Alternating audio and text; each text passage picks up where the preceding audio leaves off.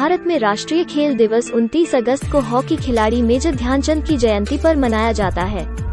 यह दिन 1928, 1932 और 1936 में भारत के लिए ओलंपिक में स्वर्ण पदक जीतने वाले हॉकी खिलाड़ी मेजर ध्यानचंद सिंह के जन्मदिन का प्रतीक है। राष्ट्रीय खेल दिवस अंतर्राष्ट्रीय हॉकी क्षेत्र पर उन्होंने अपनी मुहर लगाई।